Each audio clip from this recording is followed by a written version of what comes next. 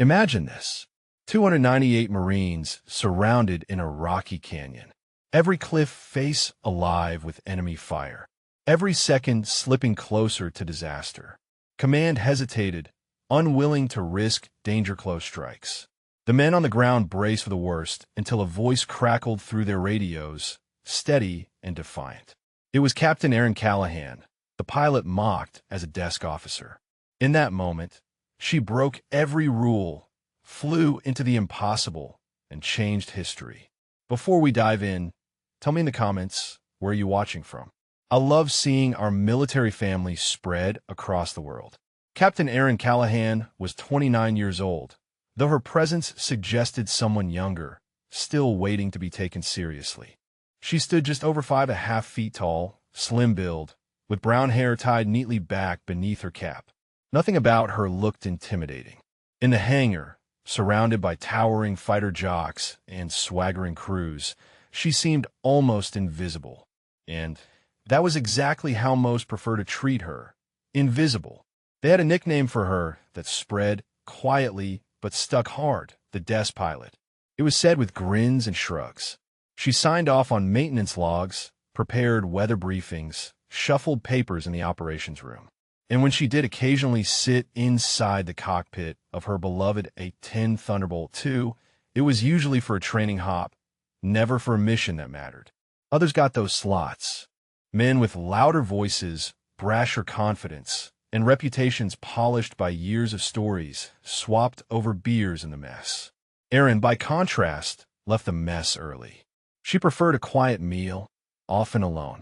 She was not antisocial, not cold, but she carried herself with a kind of restraint that set her apart.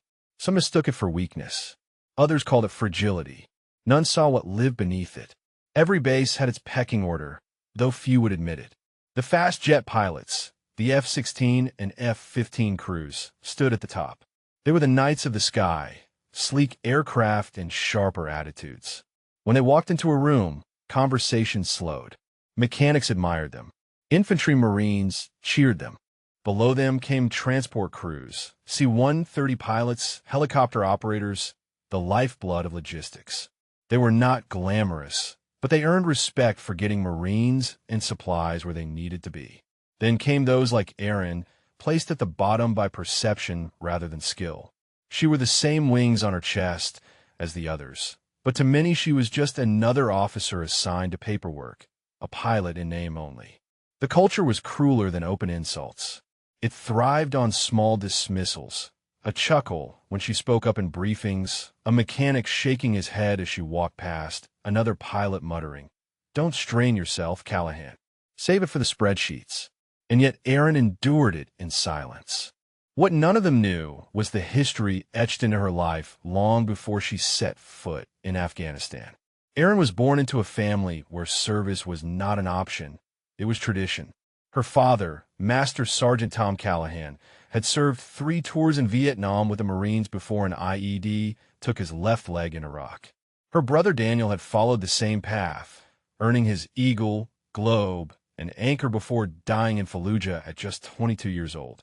Growing up, Aaron had memorized every story her father told about terrain reading and tactical awareness. Tom Callahan could look at any map and see not just lines and elevations, but movement patterns, ambush points, escape routes. It was a skill that had kept him alive through 2 wars, and he had passed it to his daughter with the same intensity he had once taught rifle maintenance. Aaron had spent months studying the Cost Canyon system, cross-referencing geological surveys with historical patrol reports and tribal movement patterns. She knew every switchback, every hidden approach, every cliff face that could conceal enemy positions. Her analysis filled 3 thick binders, each page marked with notes written in her precise handwriting. The canyon was a natural kill zone.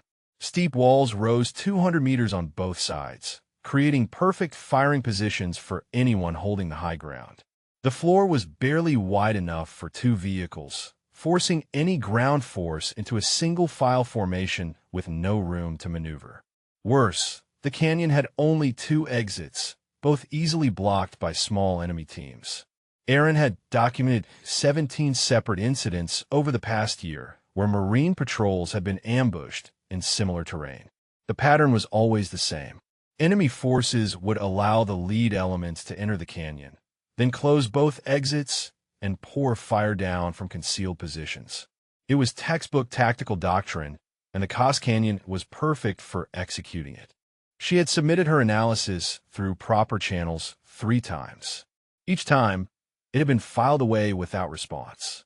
When she tried to brief the intelligence officer directly, he had glanced at her work for less than 30 seconds before dismissing it as overly cautious speculation. The frustration gnawed at her, sharper each time another name was called instead of hers for actual missions. At night, she walked the hangar when it was empty, her footsteps echoing against the concrete. She stopped beside her A-10, ran her fingers over the rivets, and whispered again, "They don't know what you can do." It was not just habit, it was survival. Those words reminded her she was more than the mockery, more than the dismissal. She would be ready when the moment came. But the mockery did not fade. It evolved. The laughter that once rang openly in rooms began to shift into whispers. She would walk past groups of Marines and hear her name drop low, followed by hushed chuckles. Some began to doubt openly whether she could handle herself in combat. "I wouldn't want her covering my unit," one muttered near the motor pool. She'd freeze up. Whispers turned to uneasy glances when she entered a room. People laughed, less to her face, but the doubt hung heavier in the air. It was almost worse, suspicion replacing open ridicule. She endured it, carrying herself with calm, but inside the storm was building. During this time, Erin continued her private training regimen. While others slept, she practiced in the flight simulator, running canyon approach scenarios over and over. She practiced threading bursts of 30mm fire within 50 meters of friendly positions, hitting only hostile muzzle flashes. 40, 50, 60 repetitions.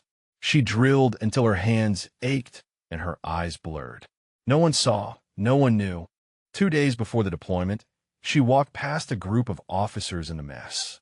They were joking about the mission, brushing it off as routine. One shrugged and said with a smirk, "If things go south, we'll just write the loss report." The table erupted in laughter. Erin stopped just out of sight, her jaw clenched so hard it hurt. She turned away without a word. In her mind, she repeated the promise she had written in her notebook. "Be ready anyway." Captain Erin Callahan sat in the dimly lit briefing room, her notes spread neatly in front of her. The projector flickered with grainy satellite images of cliff faces and narrow canyon floors, the kind of terrain she knew better than anyone. She cleared her throat softly, trying to find the right moment to speak. The colonel paced at the front, voice clipped and confident as he outlined Marine movements for the week. Erin raised her hand. "Sir," she began, her tone respectful but firm. "Based on recent chatter and convoy activity, I'd recommend a precautionary recon flight. Just one A-10 pass over the Cos Canyon tomorrow could confirm if." The colonel cut her off with a bark of laughter, the kind meant to sting. "We don't waste fuel on nervous flyers, Callahan. Sit tight and let the real missions run." A ripple of chuckles rolled through the room. One lieutenant leaned back, muttering just loud enough for others to hear. "Maybe she can recon the filing cabinets instead." More laughter followed. Erin's cheeks burned, but she stayed composed. She lowered her hand, her eyes fixed on the map. She knew what she saw. She knew the canyon was not safe. But once again, no one listened. The final straw came one morning in the operations center. Orders were being handed out for a major mission. Nearly 300 Marines moving into the canyon Erin had studied again and again. She knew the terrain better than anyone. She knew the risks better than anyone.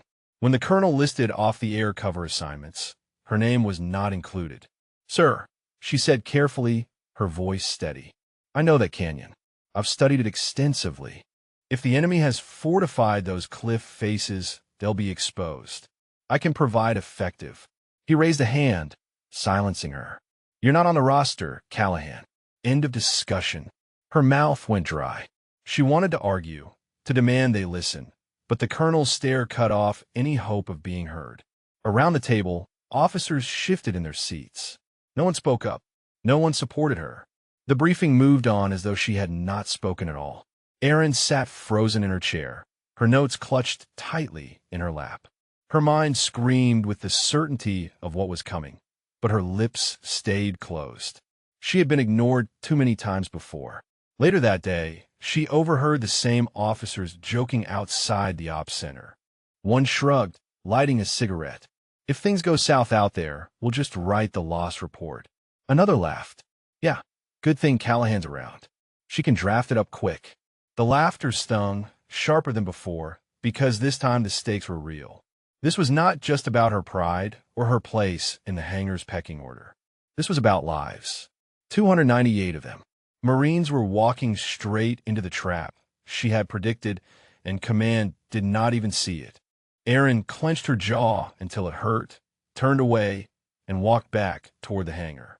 Her A-10 sat there, silent and waiting, the sun gleaming off its worn skin. She rested her hand against it again, eyes shut tight. "They don't know what you can do," she whispered once more. But she did, and soon so would everyone else. The Cos Canyon erupted in chaos. Dust clouds rose like choking smoke as enemy fire poured from the cliff faces. 298 American Marines were pinned in the rocky floor below, rifles cracking against overwhelming odds. Mortars rained from above.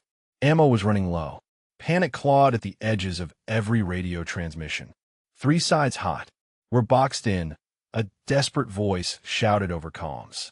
Another cut in breathless. "We've got wounded piling up. We can't hold this line much longer." In the operations center, officers stood frozen around glowing monitors. The colonel barked for updates, but no one had real answers. Dots representing friendly forces flickered on the map, surrounded by swarming red. Reinforcements were too far.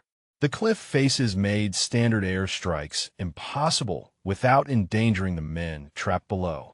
"We can't risk air support inside 100 meters of friendlies," one major insisted, voice tight. "It's too close, too dangerous." The colonel cursed and slammed his fist onto the table. "So what do we do? Let them die?" Silence hung heavy. Nobody offered a plan.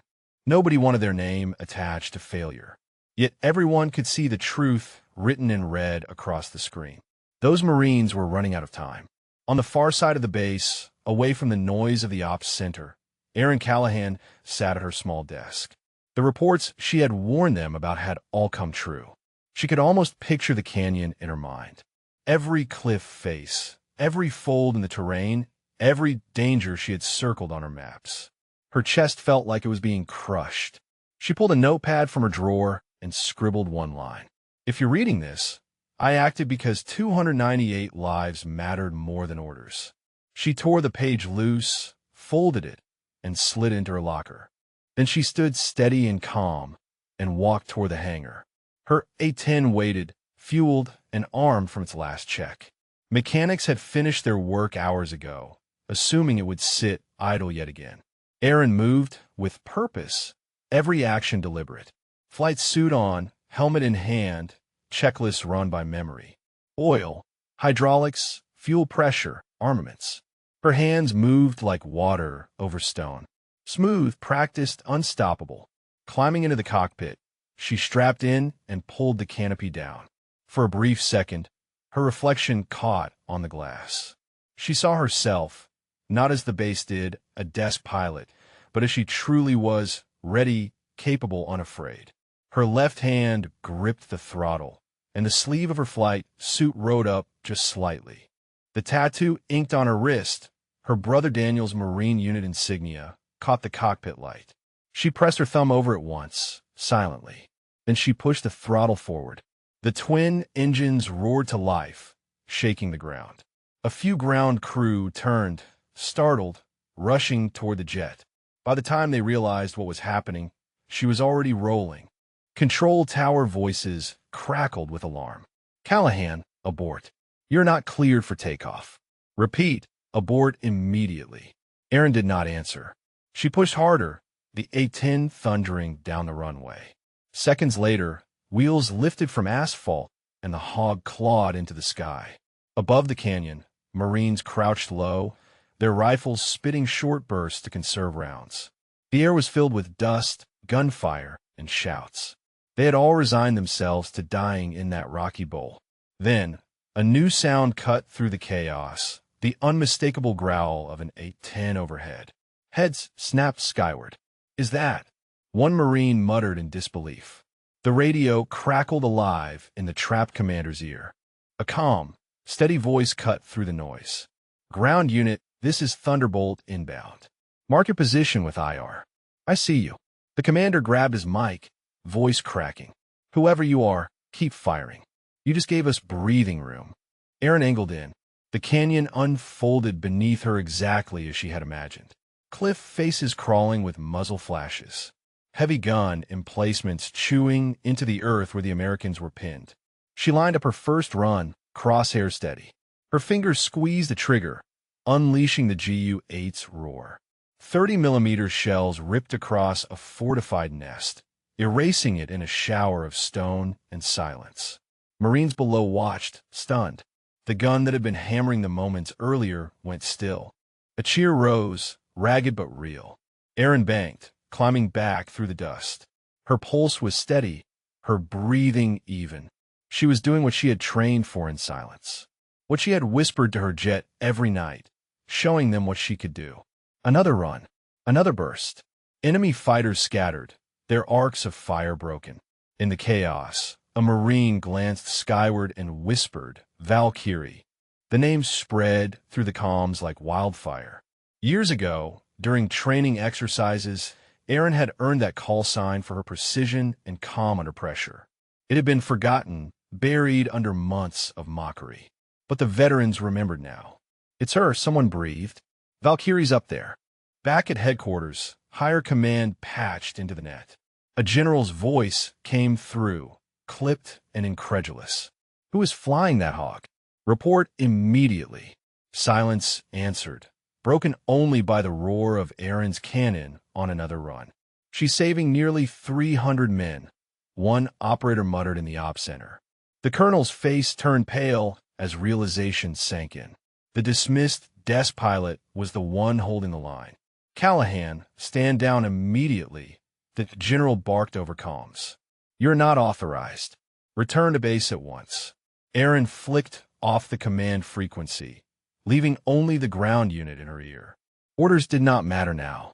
Lives did. She dropped low again, this time threading a burst within 50 meters of friendly positions. A feat every manual called suicidal. The rounds landed with surgical precision, cutting down an enemy assault team advancing dangerously close. Dust and silence followed. Then the trap commander's voice came steadier this time. "Thunderbolt, solid hits. Keep it coming." Every second teetered on a knife's edge. Fuel, ammo, and timing were finite. One mistake could mean disaster. Yet Erin moved as if guided by instinct, sharpened over countless unseen hours. Her brother's insignia burned against her wrist as her hand gripped the throttle tighter. She could almost hear his voice. "Don't quit, Erin. Not now." Enemy forces tried again, rushing down from the cliff faces.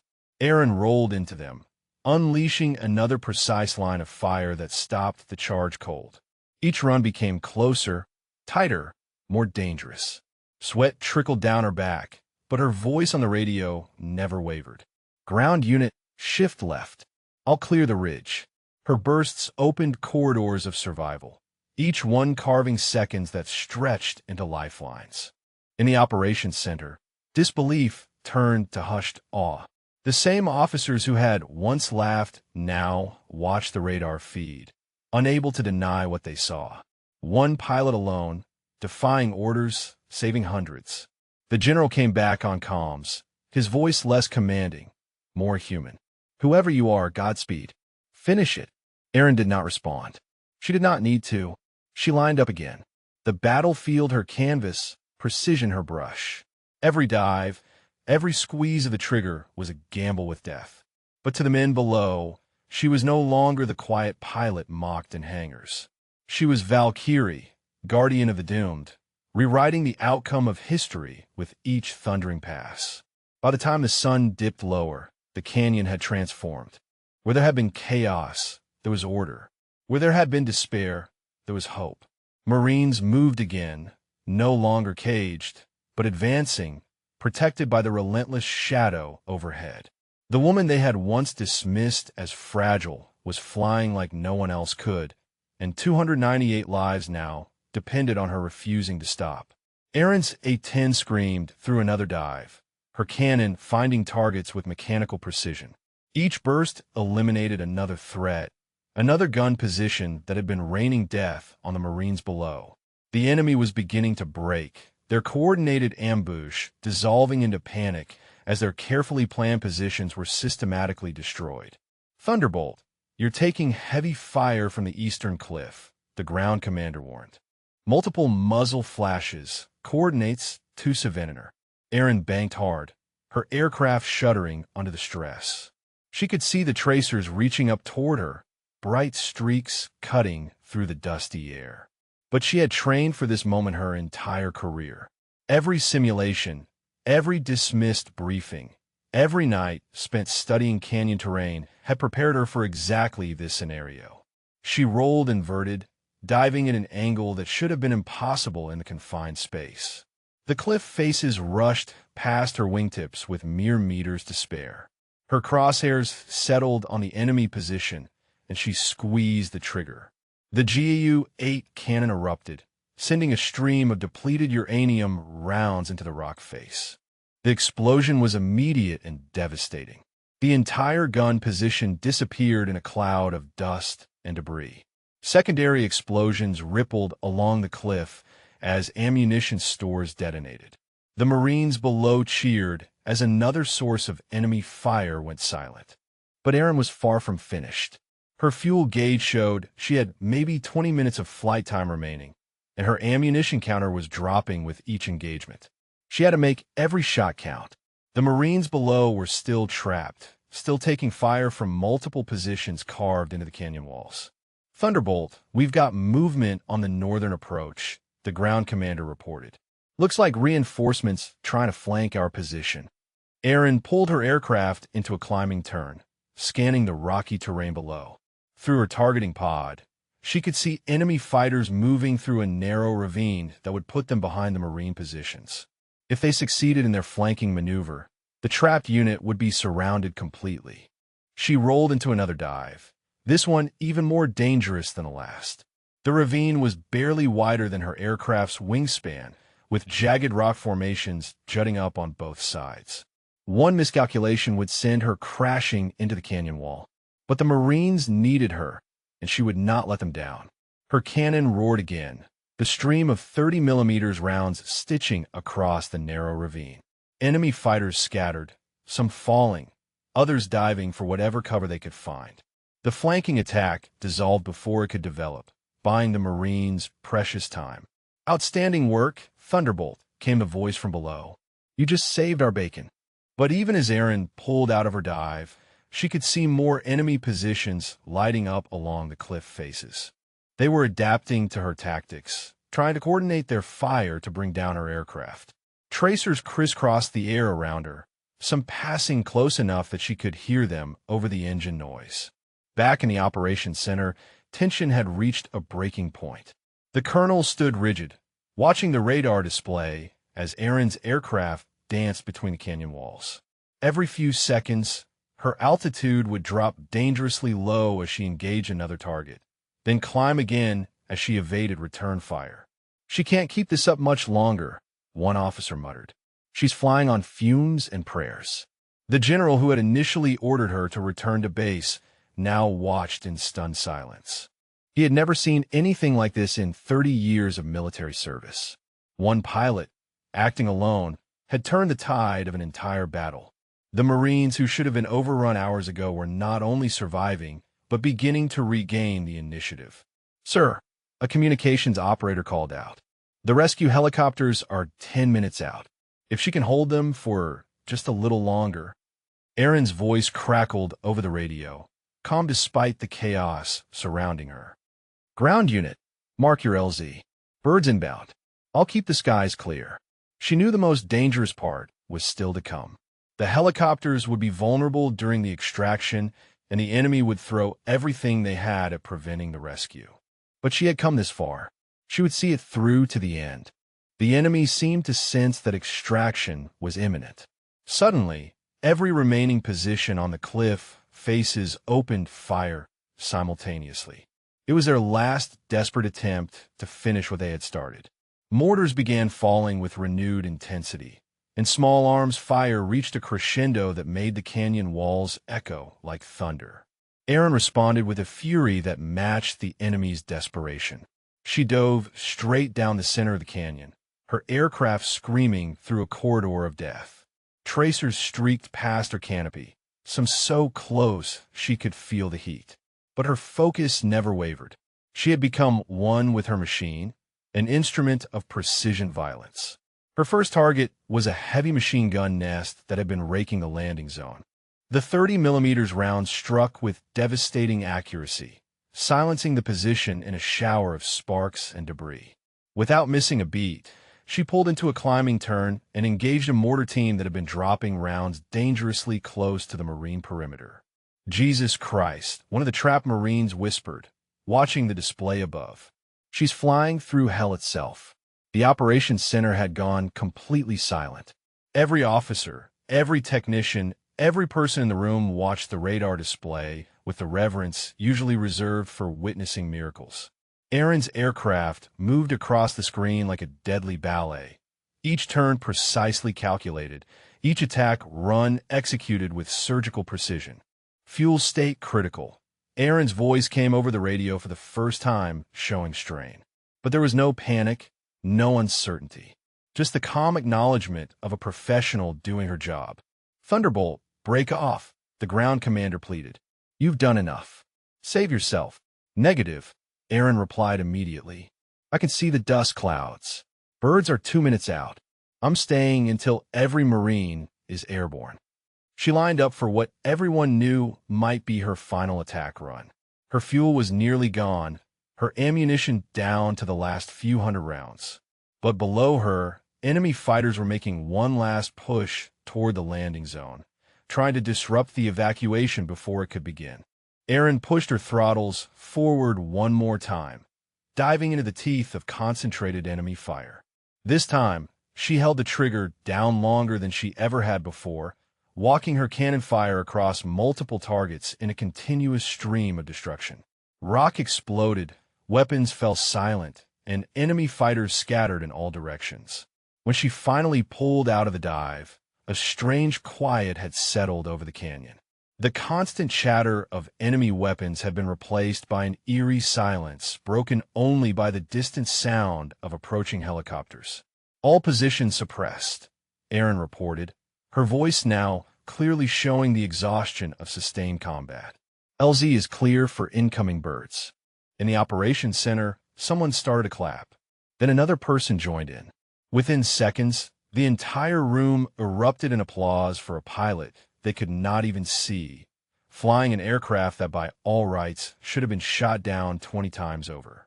The first helicopter appeared through the haze, blades chopping the smoky air as it descended toward the battered canyon floor. Dust exploded outward in a violent circle, swallowing Marines as they rushed forward. Arms reached up, pulling the wounded aboard, shoving ammo crates aside to make space for bleeding men. The ground commander's voice crackled through radio waves, no longer frantic, but steady. "Falcon 1 is loading. Keep them covered." Above, Erin's A-10 arced gracefully. She scanned the cliff faces, eyes sharp, fingers poised over the trigger. Any muzzle flash, any sudden movement, and she would end it before it threatened the evacuation. For the first time that day, she heard something new in the Marine transmissions. "Last man aboard," the commander called. Cheers rose faintly, even through the roar of rotors. Another helicopter swooped in, settling into the dust cloud. Erin dove low, unleashing a precise burst that silenced a gun crew daring to take aim. The Marines below saw it. They knew someone up there had decided their lives were worth the risk. One by one, the helicopters lifted, each carrying Marines who hours earlier had resigned themselves to dying in that canyon. Not a single one was left behind. Not a single life was lost. "Falcon 2 airborne. Full load," came the report. Then, Falcon 3 lifting off. Aaron circled above, her fuel gauge now reading empty, running on fumes and determination. Her ammunition counter showed less than 50 rounds remaining, but she maintained her protective orbit, a guardian angel with titanium wings, until the very last helicopter cleared the canyon walls. All birds away, the final transmission crackled through her headset. All personnel accounted for. Mission complete. Only then did Erin allow herself to breathe. Her hands, steady throughout the entire engagement, began to shake slightly as the adrenaline started to fade. She had done it. Every Marine was safe. Every life that had hung in the balance was now secure. "Thunderbolt, this is Falcon Lead," came a new voice over the radio. "The helicopter formation leader. I don't know who you are, but you just performed a miracle down there. Those boys owe you their lives." Erin keyed her mic one last time. "Just doing my job." But even as she said it, she knew it was more than that. This had been her moment. The moment she had trained for in secret, prepared for in silence, whispered about to her aircraft in the dark hours before dawn. She had proven that courage was not measured in rank or recognition, but in the willingness to act when lives hung in the balance. When the last bird rose, wobbling under its heavy load, Erin pulled her A-10 higher into the sky. She circled above until the canyon was empty of Americans and filled only with silence. Then she banked toward home. Her fuel warning light had been blinking red for the past 10 minutes. She would make it back to base, but just barely. As she flew through the gathering dusk, Erin allowed herself a small smile.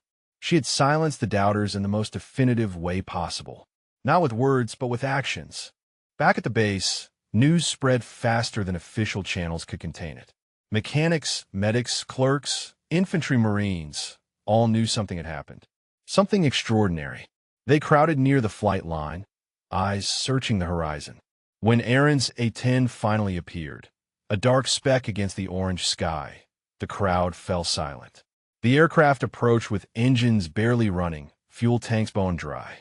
She touched down hard, the landing gear groaning under the stress, and rolled to a stop just short of the emergency vehicles that had been positioned along the runway. The canopy opened, and Erin climbed out slowly, her legs unsteady after hours of high-stress flying. She pulled off her helmet and looked around at the sea of faces watching her. Mechanics who had mocked her, officers who had dismissed her, Marines who had doubted her. All of them now staring with a mixture of awe and disbelief. The crowd parted as a black SUV approached. The base commander stepped out, followed by the colonel who had refused to listen to her warnings. Behind them came the general who had ordered her to stand down, his face unreadable. For a moment, nobody spoke. Erin stood beside her aircraft, still wearing her sweat-stained flight suit, waiting for whatever consequences would follow her unauthorized mission. She had saved 298 lives, but she had also directly disobeyed orders from the highest levels of command. The general approached first, stopping just a few feet away. He studied her face, perhaps seeing her clearly for the first time. "Captain Callahan," he said finally, his voice carrying none of the anger she had expected. "I owe you an apology." The words hung in the air like a physical presence. Around them, the crowd leaned forward, straining to hear every syllable. "You tried to warn us," the general continued. "You told us exactly what would happen, and we ignored you. Those Marines are alive today because you had the courage to act when we failed to listen." Erin stood at attention, unsure how to respond. She had expected court-martial proceedings, not acknowledgement. "What you did today," the base commander added, stepping forward, "will be studied in tactical schools for decades. Flying danger-close support in confined terrain, managing multiple threat vectors simultaneously, conducting precision strikes with zero friendly casualties. It was textbook perfect execution under impossible conditions." The colonel who had dismissed her warnings looked like he had aged years in a single day. "Captain," he said quietly, "I was wrong. About the mission, about the terrain, about you. Those men should have died today. They lived because you refused to let doctrine override reality." A murmur ran through the crowd. Some of the Marines who had been extracted were arriving back at base. and word was spreading about what had really happened in the canyon. The stories grew with each telling, but the core truth remained unchanged. One pilot, acting alone, had saved nearly 300 lives. "There will be paperwork," the general said with the ghost of a smile. "But not the kind you might expect. I'm recommending you for the Distinguished Flying Cross. And I'm personally ensuring that your tactical analysis becomes required reading for all air support planning in this theater." But paperwork could never erase what everyone on that base had witnessed. A pilot who refused to let nearly 300 Americans die. Marines in the mess hall repeated the story in hushed tones. "She flew within 50 meters of our guys," one Marine said. "Suicidal, but not a single blue casualty." Another shook his head in disbelief. "She changed the whole fight." Higher command eventually conceded what the moment had already decided. New training modules were written. Danger close restrictions were re-examined. Erin's improvisation became a case study in survival, not recklessness. Doctrine bent, not because she sought glory, but because she had shown what was possible when lives mattered more than rules. The rescued Marines began arriving at the base throughout the evening. They came in small groups, some walking under their own power, others supported by medics. Each group that passed Erin stopped to acknowledge her. Some saluted. Others simply nodded with the deep respect that warriors show to those who have saved their lives. One young Marine, his arm in a sling and dust still caked in his hair, approached Erin as she sat quietly outside the hangar. "Ma'am," he said, his voice thick with emotion, "I just wanted to say thank you. When those rounds started falling so close to us, we thought we were done for. But you kept us alive." Erin looked up at him, seeing her brother Daniel in his young face. "You would have done the same for me," she said simply. "Maybe," the Marine replied, "but you actually did it." Word spread beyond the base. Within hours, secure communications channels were buzzing with reports of the unprecedented rescue. Fighter pilots at other bases stopped their conversations mid-sentence when they heard about the A-10 pilot who had flown through a gauntlet of enemy fire to save trapped Marines. The mechanics who had once joked about Erin's aircraft began treating her A-10 with something approaching reverence. They inspected every inch of the airframe, counting the bullet holes, marveling at how the rugged aircraft had brought her home safely. 7 hits from small arms fire, 2 near misses from rocket-propelled grenades, and she had still completed her mission. "This bird's got more lives than a cat," one mechanic muttered, running his hand along a patch of torn metal where a bullet had grazed the fuselage. In the operations center, a new atmosphere had settled over the staff. The easy dismissal of Erin's expertise had been replaced by a grudging acknowledgement that maybe, just maybe, the quiet pilot had been right all along. Her canyon analysis was being copied and distributed to every unit in the theater. The colonel who had refused to listen to her warnings found himself studying her tactical assessments late into the night, seeing details and patterns that he had missed entirely. He made a note to himself to never again dismiss intelligence based on the rank or gender of the person presenting it. But perhaps the most significant change was in Erin herself. The quiet confidence that had always been there, buried beneath layers of mockery and dismissal, now shone clearly for everyone to see. And Erin, she remained herself. She still ate quietly in the mess, still traced maps late at night, still touched her A-10's titanium skin before each flight. She carried no swagger, no new arrogance, only a deeper calm. Weeks later, she walked past the operations center where a new map had been mounted. Red markers dotted canyons across the region, danger zones, and in one corner, someone had drawn a fresh line in black ink, curving through the canyon that should have been a grave, but had become a path home. It was the exact line Erin had flown. She stopped studying it. Marines passed by, some nodding respectfully, some pausing to touch the map as though it were sacred. Erin smiled faintly, not for herself, but for what it meant. Proof that silence could still shape history, that courage could redraw the map. The Distinguished Flying Cross ceremony was held on a crisp morning 3 weeks later. The entire base turned out to watch as the general pinned the medal to Erin's chest. but she barely noticed the applause or the cameras. Her attention was focused on the front row, where the Marines she had saved stood at attention, their faces showing the quiet pride of warriors acknowledging one of their own. After the ceremony, Erin returned to her normal duties: mission planning, weather briefings, tactical analysis. But now, when she spoke in briefings, the room fell silent. When she marked danger zones on maps, officers took notes. When she recommended reconnaissance flights, they were approved without question. The base had learned to listen to the quiet pilot who saw things others missed. One evening, as Erin performed her usual walk around her aircraft, she found a small piece of paper tucked under her canopy. It was a hand-drawn picture from one of the Marine units, showing an A-10 flying protectively over stick-figure Marines in a canyon. At the bottom, in a child's handwriting, were the words, "Thank you for bringing my daddy home." Erin folded the picture carefully and placed it in her flight suit pocket, next to the photo of her brother Daniel. Some missions were measured in tactical objectives achieved or enemy positions destroyed. But the mission that mattered most was measured in lives saved and families kept whole, in the promise that no one would be left behind. History is not changed by those who follow rules blindly, but by those who act when lives are at stake. Erin Callahan had been mocked, dismissed, left in the shadows. But when the moment came, she rose.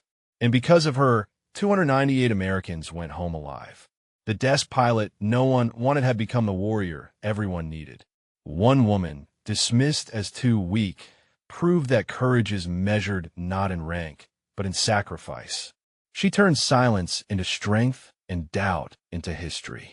Her actions remind us that when lives hang in the balance, true character is revealed not by orders, but by the will to act. If this story moved you, salute in the comments below. And do not forget to subscribe to Military and Veteran Stories so you never miss the next true tale of valor. Until next time, stand proud, stay strong, and honor those who serve.